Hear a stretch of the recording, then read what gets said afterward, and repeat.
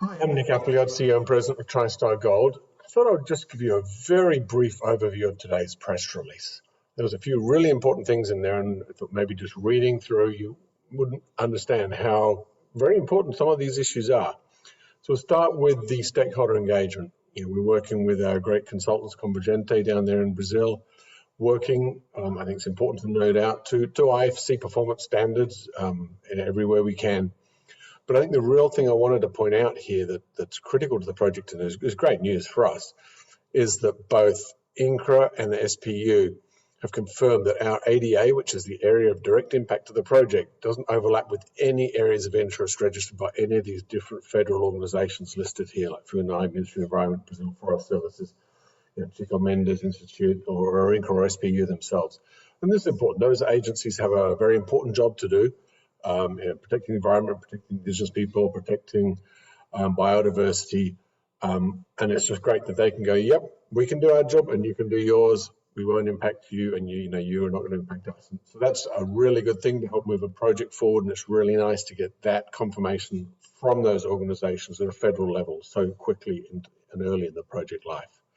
So that's the first thing I wanted to point out. Move on to the next one. Just progress on our permitting. Obviously, you state that all of our significant baseline, I think all baseline data now is complete that we intended to get.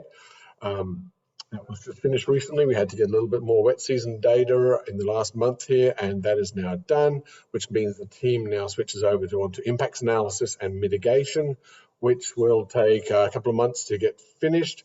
And then we anticipate making the formal request for the preliminary license, which is the main environmental license that you need, or the first of the three, but the big one, in Q2 of next year. Again, a major milestone moving forward, and everything is going forward as we expect and in good time.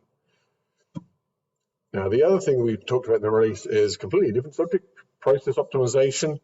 During the PFS, we ran at a 105 micron grind, which is towards fine. It's not super fine. There's a lot finer, but it's fine. A little bit conservative on our part, but we know that at 105 micron grind, we'll get the 98% recovery, and we're very safe in making that statement. We had indications from our metallurgical test work. You can see here, the four triangles are all at 150 micron grind.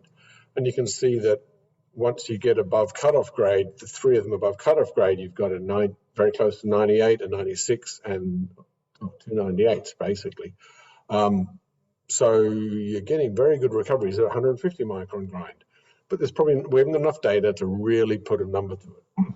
So we're doing more metallurgical test work to establish really what they call the grind recovery curve. So we know that as the grind size gets coarser, what happens to metallurgical recovery? We know it'll drop. That's the way these things work.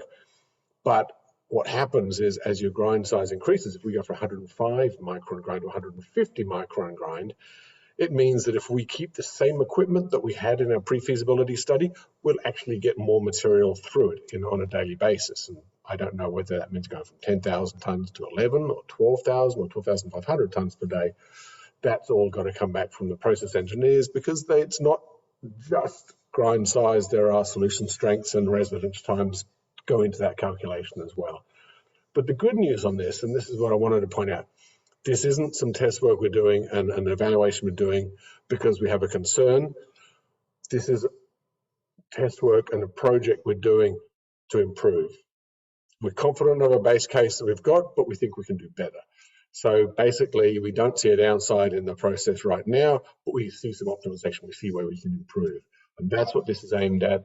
We expect results back from the metallurgical lab in about February, which means it'll be early Q2 again by the time we get all the results in, because we probably need to do a fair bit of work on potentially even re-optimizing the pits, but looking at the throughput through the plants, looking at through the residence time in the facility and the solution strengths. But anyway, it's all good news. I think this is all great news for this project.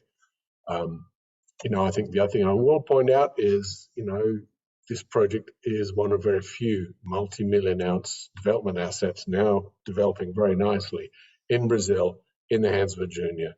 And I think we're in a great place as TriStar to move this forward and to develop and explore the value we can get for our shareholders.